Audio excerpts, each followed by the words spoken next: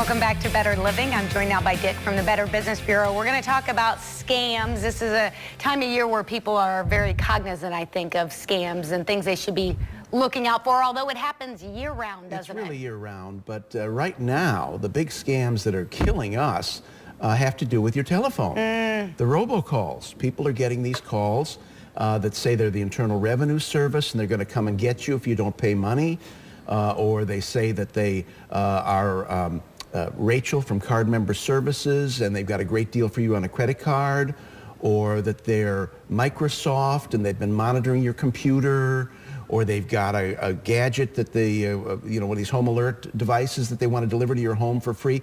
These robocalls drive us crazy. And they say, if you want to talk to an operator, press 1. If you don't want any calls from us, press 2. Don't press anything. Just don't press. Don't press. Because if you press 2, thinking you're going to stop the calls, you're telling them it's a live number, and you're signaling them they can sell your number to everybody else.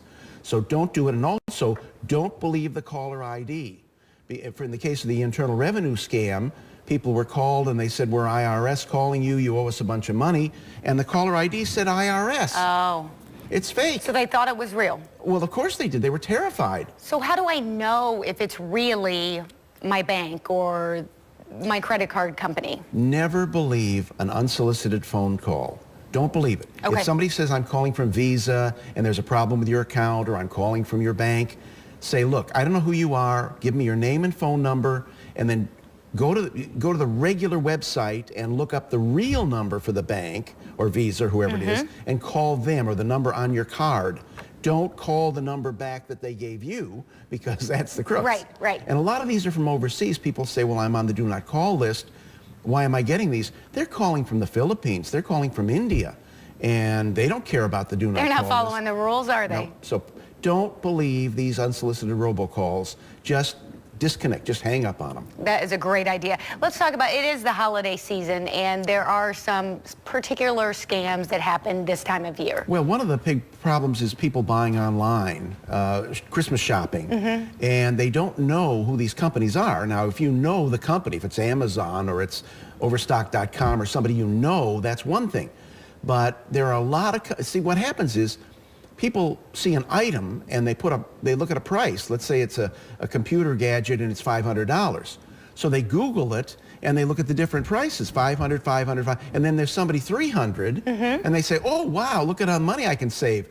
Who are those guys selling it for 300? And either they haven't read the description properly, the company doesn't even exist. We have all kinds of problems after Christmas with items that people have ordered and given credit card numbers for, never got the item, or it arrived broken and they want to ship it back and the company's gone. What I suggest people remember now is many retailers locally will match internet prices. So if you see something for $500 and the local store is $550 and you show it to them, or they'll go to the computer themselves and look it up, and they'll match it. You take it home with you. You're helping local businesses, That's right, keeping local jobs, and you don't complain to the Better Business Bureau after Christmas because the item never arrived. So when you're shopping, you have to be very careful. Keep your receipts. Please, please keep your receipts. Return items in their original packaging with the original cabling and instruction booklets and so forth. Don't open it if you know you're not going to keep it. Makes sense. Find out the company policy. People call us all the time and they say, I know there's a law that they have to give my money back. And no, companies make their own policies. And they may have a policy you can only return it within 30 days or 15 days, or you have to have the original packaging, or you have to have the original receipt. And most stores these days don't give cash refunds. You know, in the old days, they'd take it out of the cash register. Right. That isn't common anymore. Normally, you get a credit, a card or a discount or something, but you don't normally get a cash refund.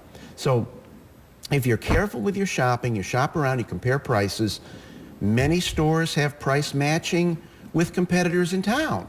So if I've had this experience, we're shopping at a place and we like this place, their price is a little higher, and we say, look, the guy down the street is a little cheaper, and once again, they may match it. They don't have to, But they may. They may.